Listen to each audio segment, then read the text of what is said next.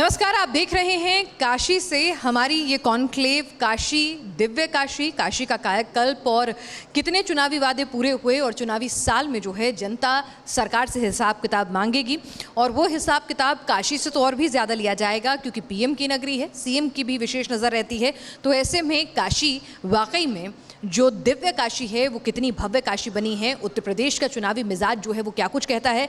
और योगी सरकार की, अगर हम कहीं डबल इंजन की सरकार की जो बात होती है, योगी और मोदी जी की जोड़ी जो है वो उत्तर प्रदेश को कहीं ना कहीं एक धार्मिक और सांस्कृतिक केंद्र के तौर पर भी विकसित करने की पुरजोर कोशिश कर रही है। अयोध्या, काशी, मथुरा की हम बात करें, विंध्याचल कॉरिडोर की बात करें तो पूरी कवायद जो है इसके इर्द गिर्द घूमती हुई नजर आती है। तो ऐसे में अब इस सेशन में हमारे साथ एक बेहद खास मेहमान जुड़ चुके हैं जो तमाम इसी योजना के इर्द गिर्द तमाम सवालों के जवाब देंगे और उत्तर प्रदेश की राजनीति के बारे में भी बात करेंगे। हमारे साथ नीलकंठ तिवारी जी हैं, पर्यटन, सांस्कृतिक, धर्मार्थ कार्य के राज्य मंत्री हैं, स्वतंत्र प्रभार। नीलकंठ जी, आपका बहुत बहुत स्वागत है।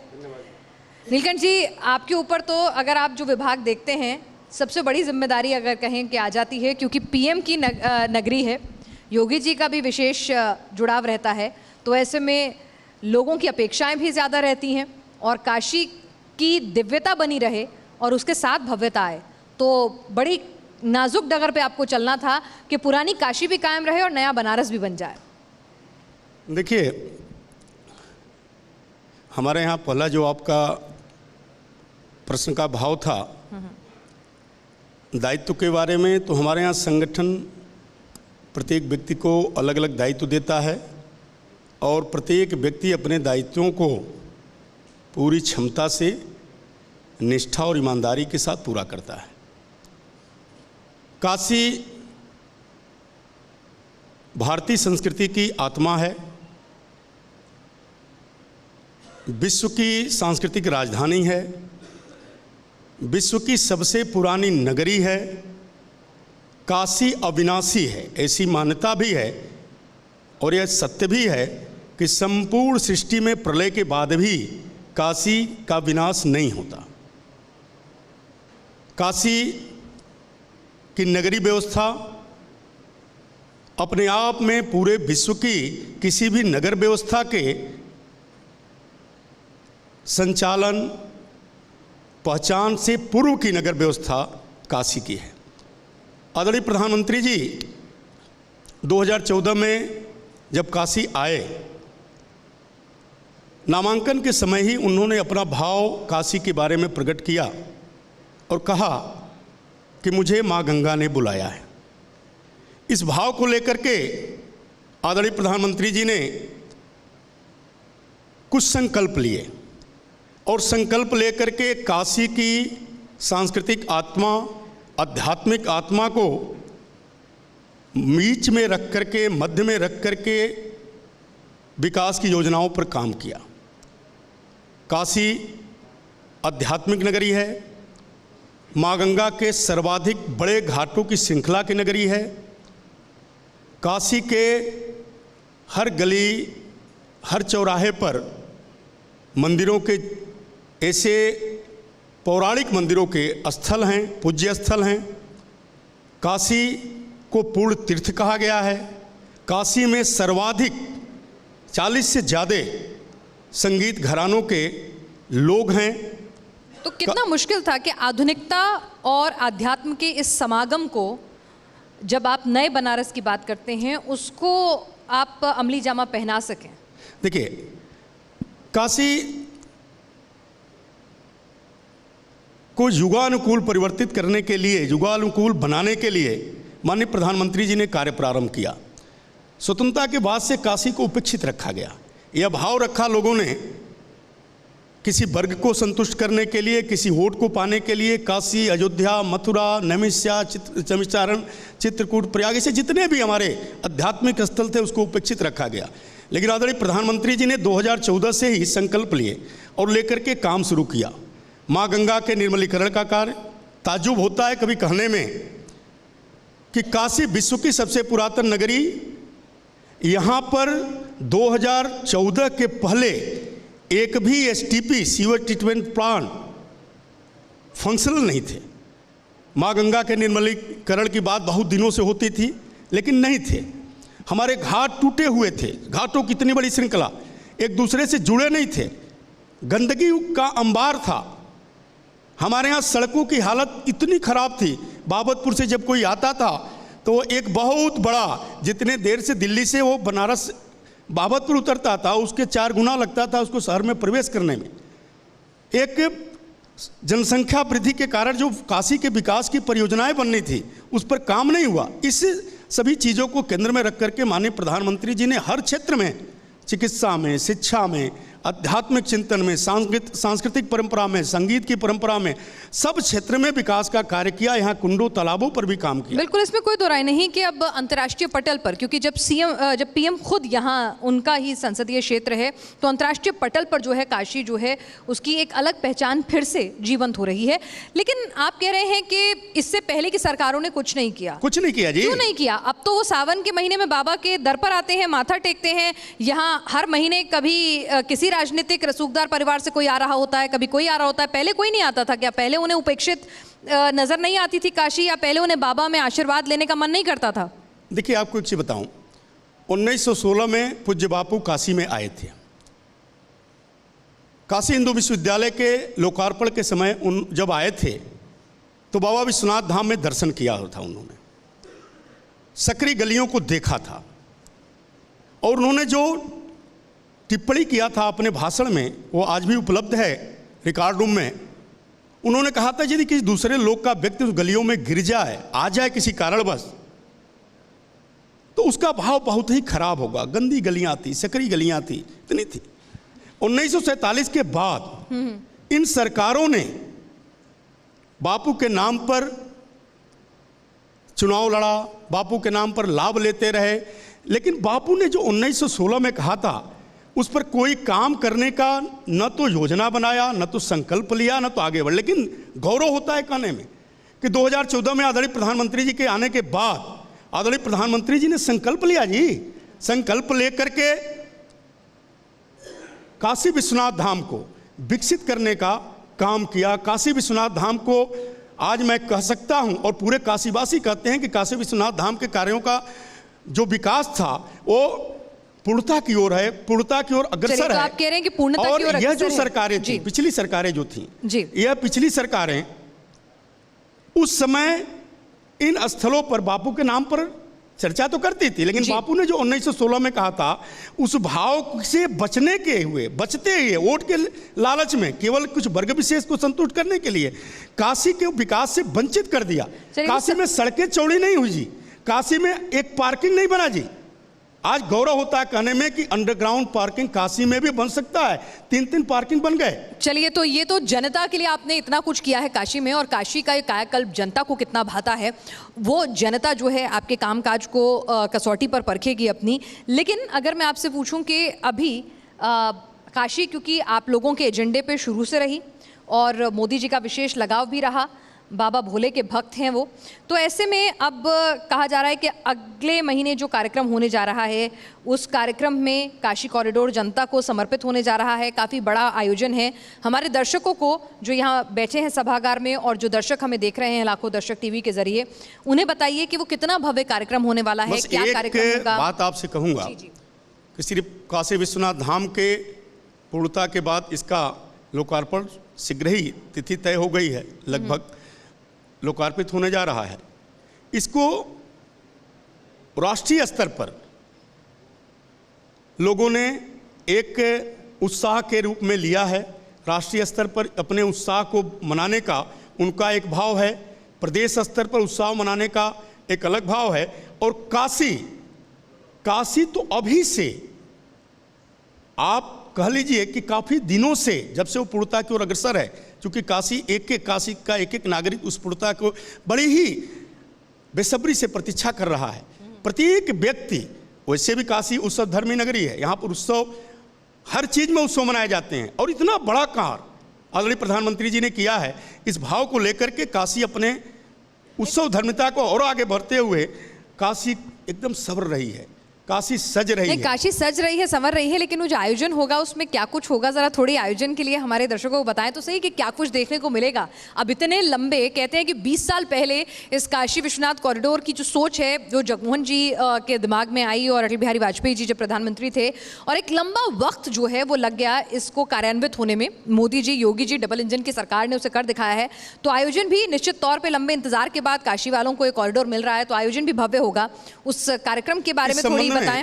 अभी कुछ दिन पहले आदरणीय मुख्यमंत्री जी आए थे, जो लगातार महीने में 2 बार 3 बार, कभी कभी 3 बार 4 बार भी हो जाता है, श्री काशी विश्वनाथ धाम के निर्माण कार्यों की प्रगति की समीक्षा करते रहते हैं, स्थलीय निरीक्षण भी करते रहते हैं। स्वयं आए थे और लगभग 1 माह के कार्यक्रम इसमें अलग अलग स्तर पर हैं। आदरणीय प्रधानमंत्री जी का भाव रहता है स्वच्छता को लेकर के। काशी के लोग वैसे भी स्वच्छता सामान्य तौर पर भी करते रहते हैं, लेकिन एक अभियान लेकर के इस स्वच्छता के कार्यक्रम हम लोग कल परसों से शुरू करने जा रहे हैं।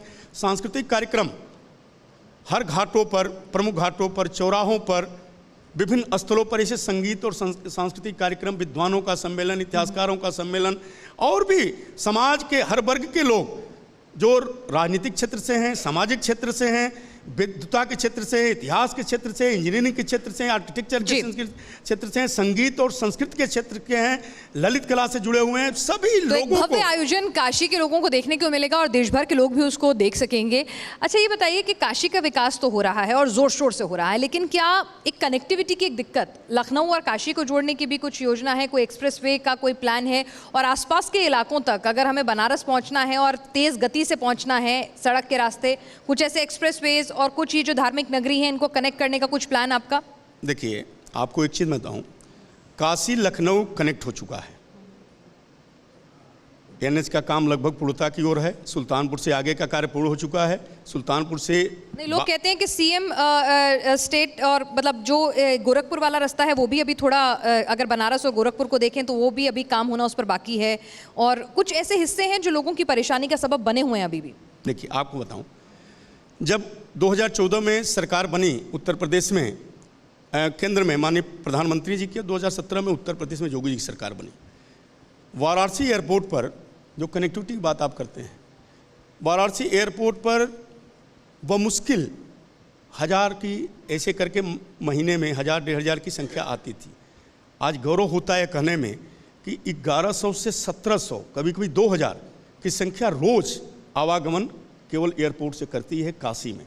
कनेक्टिविटी का यह व्यवस्था किया गया, जहाज़ों की संख्या बढ़ाई गई। गोरखपुर का जो रोड है, सड़क है एनएच का, मऊ के आगे थोड़ा सा पार्ट उसका बचा हुआ है, वो भी कंप्लीट होने वाला है, बहुत शीघ्र कंप्लीट हो जाएगा, और वह भी लगभग जुड़ चुका है, जो कि गोरखपुर से यहाँ आने में 2.5 से 3 घंटे, 3.5 घंटे तक अधिकतम लगेगा। और लखनऊ से बनारस का भी एनएच पूरा लगभग कंप्लीट हो चुका है, 3.5 घंटे लगेगा। प्रयाग का एनएच जुड़ चुका है, बिहार से जुड़ चुका है, आजमगढ़ से जुड़ चुका है, और ऐसे कनेक्टिविटी के जो भी ऐसे स्थल थे सबको जोड़ने का काम आदरणीय मुख्यमंत्री जी ने माननीय प्रधानमंत्री जी की प्रेरणा से और माननीय प्रधानमंत्री जी ने स्वयं इसको नेतृत्व में लेकर के मार्गदर्शन में इसको किया है। साथ ही साथ अयोध्या धाम को जोड़ने का, ट्रेन से जोड़ने का कार्य लगभग पूर्णता की ओर है, और अभी एक रास्ता हम लोग प्लान कर रहे हैं, लगभग वो फाइनल भी है, जिसको ले जा करके काशी से हम अयोध्या पहुंचाएंगे।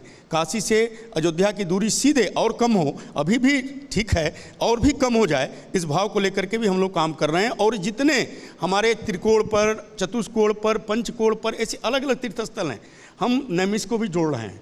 हम चलिए, आप तीर्थ स्थल का जिक्र कर रहे हैं तो विपक्ष आप पे ये भी आरोप लगाता है कि आपके जो पूरे डेवलपमेंट के प्रोजेक्ट्स जो होते हैं ना, वो धर्म नगरियों तक ज़्यादा सीमित रहते हैं, क्योंकि आप धर्म और पॉलिटिक्स को मिक्स करके इस पर आपको थोड़ा सुनना पड़ेगा। हाँ, बिल्कुल सुनने के लिए तैयार है। विपक्ष ने आरोप मैं कुछ बता दूं आपको। देखिए, उत्तर प्रदेश देश की सांस्कृतिक आत्मा है।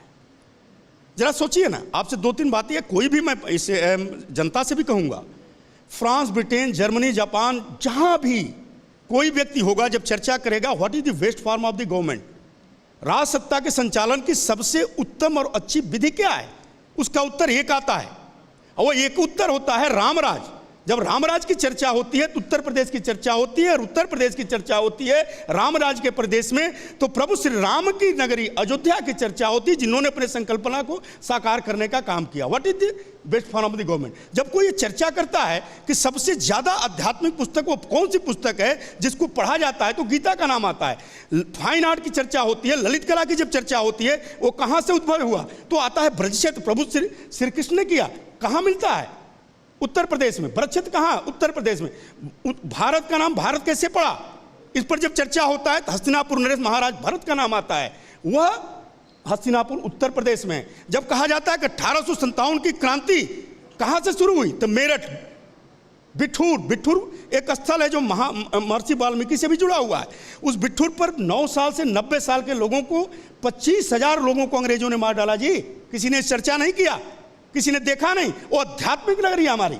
नैमिषारण्य 84,000 ऋषियों ने एक साथ संकल्प किया, एक साथ उन्होंने समागम किया, वेदों पर, विभिन्न अध्यात्म के विषयों पर, समाज के विषयों पर चर्चा किया जी।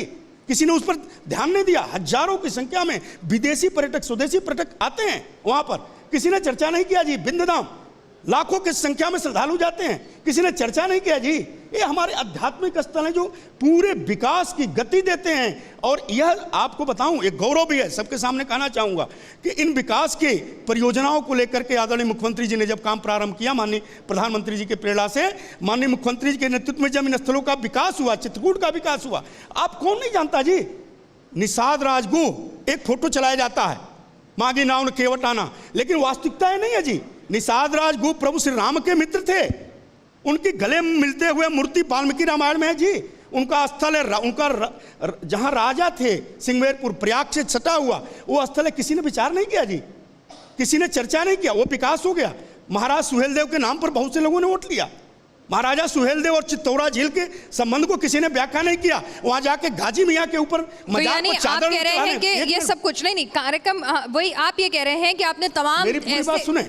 नहीं, महाराजा सुहेलदेव की चर्चा नहीं करता। एक सुन ले, बोलिए। अच्छा, महाराजा सुहेलदेव की कोई चर्चा नहीं करता। गाजी के मजार पर जाकर के चादर चढ़ाने का काम करते हैं लोग। वह महाराजा सुहेलदेव के स्थल को विकास करने का संकल्प लेकर के काम किया आदरणीय योगी जी ने। सिंगवेरपुर में निषाद राजगुह के स्थल का विकास किया है किसी ने, तो आदरणीय योगी जी ने। 216 से ज्यादा आध्यात्मिक स्थलों का, ताज बीबी का मकबरा, रसकान की समाधि, ताज बीबी औरंगजेब की बहन थी, उन्होंने जब कृष्ण भक्ति का काम किया तो उनको उपेक्षित कर दिया गया जी।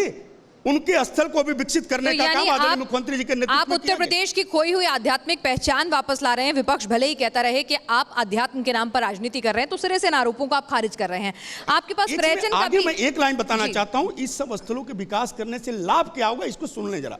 और सबको मैं बताना चाहता हूं, इन सब स्थलों का जो विकास किया आदरणीय प्रधानमंत्री की प्रेरणा से मुख्यमंत्री जी ने, तो आज गौरव होता है कहने में कि उत्तर प्रदेश टूरिस्ट में फर्स्ट डेस्टिनेशन उत्तर प्रदेश है पूरे भारत में। हम ताजमहल की वजह से ये तमाम अध्यात्म के जो केंद्र हैं उनकी वजह से थे। 18 नंबर, 7वें नंबर, 8वें नंबर से ऊपर कभी नहीं हो पाए। आज नंबर 1 पर Uttar Pradesh first destination of tourist है। तो कोरोना काल में जो टूरिज्म को इतना नुकसान हुआ, वो तमाम चीजें हुई, उसकी कैसे भरपाई करी? इसके बावजूद भी फर्स्ट डेस्टिनेशन टूरिस्टों का, मैं नहीं कहता जी, ये आंकड़ा सांख्यिक आंकड़ा कहता है वर्ल्ड का सांख्यिकी आंकड़ा। पर वो आपने नहीं जवाब दिया कि आगरा की वजह से कि बाकी स्थलों की वजह से। मैंने आपको क्या बताया, डोमेस्टिक टूरिस्ट का फर्स्ट डेस्टिनेशन है अयोध्या के कारण, काशी के कारण, मथुरा के कारण, ब्रज के कारण, नैमिषारण्य के कारण, सूक तीर्थ के कारण, चित्रकूट के कारण। यह सब स्थल जो हमारे हैं ना, इन स्थलों, प्रयाग का कुंभ, आपने कभी सोचा था क्या? 24 से 29 करोड़ लोग आए। उसके पहले कुंभ हुआ था, लाठियां चली थी लोगों के ऊपर, लोग दुर्व्यवस्था तो आप कह रहे हैं कि आध्यात्म को खोई हुई पहचान यहां पर दिलाइए। बस एक आखिरी सवाल मेरा आपसे, क्योटो कब तक बन जाएगी काशी? देखिए, क्योटो एक परिकल्पना हो सकती है, एक सोच हो सकती है। क्योटो एक सोच हो सकती है। काशी को क्योटो के तर्ज पर विकास करने की परिकल्पना, जरा सोचिए ना। इटली एक शहर है, क्योटो एक शहर है। केवल गलियों को उन्होंने सुंदर किया, गलियों को सुंदर करके वहां पर उनका मुख्य जो इटली का आधार है अर्थव्यवस्था का, वो पर्यटक है। गलियों को ठीक किया जी। काशी की गलियां उखड़ी थी, आपसे मैं आग्रह जरूर करूंगा और आपकी पूरी टीम से करूंगा कि इस कार्यक्रम के बाद जरूर गलियों में चले जाइए। पक्के महल की ये वही गलियां हैं। चलिए, आधी की ऑटो बन गई, बाकी बची है। हाँ। ये वही गलियां हैं जहां पर वैदिक ऋचाएं लिखी जाती थी। ये वही गलियां हैं, ये वही गलियां हैं जहां पर भारतेंद्र बाबू हरिश्चंद्र ने आधुनिक हिंदी कड़ी बोली को के जन्मदाता के रूप में काम किया जी। ये वही गलियां हैं जहां रामानंदाचार्य ने एक नए आधुनिक परंपरा के आध्यात्मिक भाव को जागृत काशी किया। अपने आप में इतिहास को समेटे है, आध्यात्म को समेटे है, इसमें कोई गुरेज नहीं है, लेकिन विकास आध्यात्म और इतिहास को भी चाहिए होता है। क्वेटों से अच्छा विकसित करने का काम माननीय प्रधानमंत्री जी के मार्गदर्शन में उत्तर प्रदेश के यशस्वी मुख्यमंत्री आदरणीय योगी जी ने कर दिया है। मंत्री जी ने कह दिया है कि सारे काम हो गए हैं, काशी में सब कुछ बम बम भोले है, सब कुछ बेहतरीन हो रहा है। अब जनता जो है अपनी कसौटी पर परख लेगी कि वाकई में टूरिज्म कितना बढ़ा, आय कितनी बढ़ी, विकास कितना हुआ और कितने रोजगार मिले, तो ये जनता को परखना है। लेकिन हाँ, यहाँ पर दावा यही है कि उत्तर प्रदेश को उसकी आध्यात्मिक चिन्हों को, उसकी खोई हुई पहचान वापस दिलाई है योगी मोदी सरकार ने। मंत्री जी, आप हमारे साथ इस कार्यक्रम में शरीक हुए, आपका बहुत बहुत शुक्रिया।